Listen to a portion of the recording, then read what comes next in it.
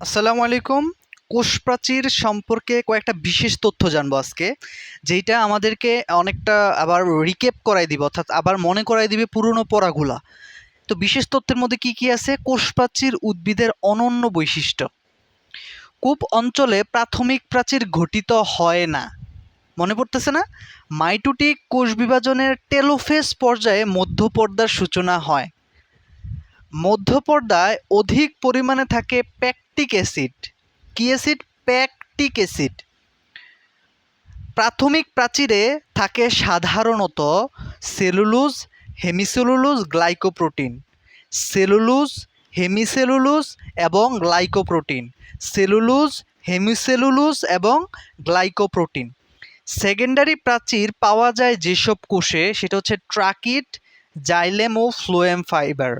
Tracheid, xylem ও phloem fibre. Tracheid, xylem ও phloem fibre. Secondary প্রাচীরে cellulose এবং lignin জমা হয় এবং এটি 3 স্তর বিশিষ্ট। সেকেন্ডারি প্রাচীরে সেলুলোজ এবং লিগনিন জমা হয় এবং এটি 3 স্তর বিশিষ্ট হয়। ভাজক কোষ এবং অধিক মাত্রায় বিপাকীয় অন্যান্য কোষে সেকেন্ডারি প্রাচীর তৈরি হয় না। ভাজক কোষ এবং অধিক মাত্রায় বিপাকীয় অন্যান্য কোষে সেকেন্ডারি প্রাচীর তৈরি হয় না।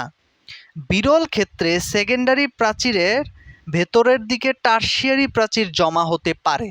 বিরল ক্ষেত্রে সেকেন্ডারি প্রাচীরের ভেতরের দিকে টারশিয়ারি প্রাচীর জমা হতে পারে।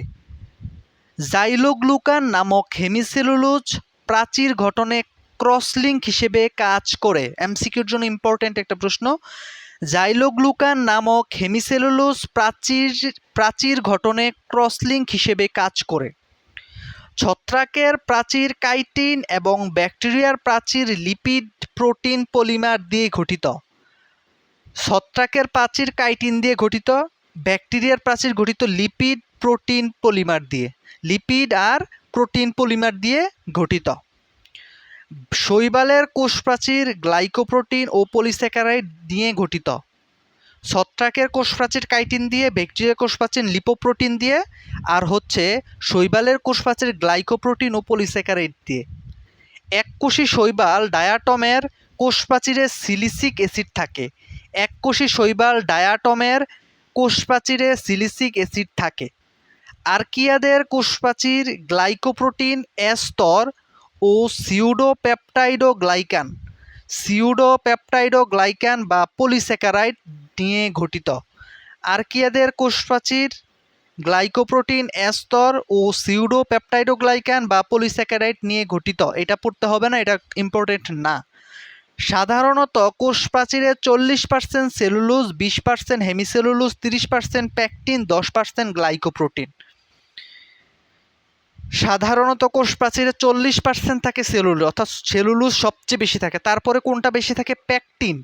সেলুলোজের পরে প্যাকটিন। সিরিয়ালে মুখস্থ করবো পার্সেন্টেজ 40, 30, 20, 10 এভাবে মুখস্থ করবো। 40, 30, 20, 10, 40, 30, 20, 10 সিরিয়ালে।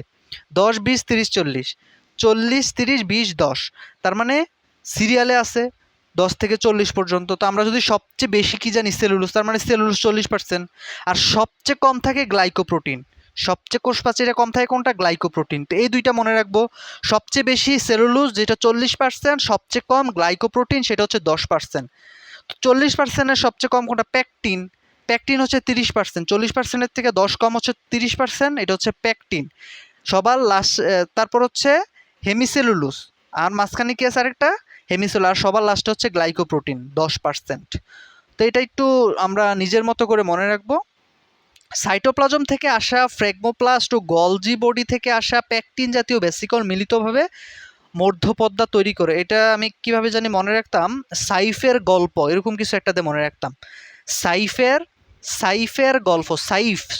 সাইফ কথাটা দিয়ে সাইটোপ্লাজম এবং লাস্টে আছে সাইফের, এজন্য হচ্ছে ফ্র্যাগমোপ্লাস্ট। অর্থাৎ সাইটোপ্লাজম থেকে কি আসে? ফ্র্যাগমোপ্লাস্ট। আর গলজি বডি থেকে আসে প্যাকটিন, মানে গল্প। সাইফের গল্প, মানে গল্পের গ হচ্ছে গলজি বডি, আর হচ্ছে প্যাকটিন জাতীয় ভ্যাসিকল।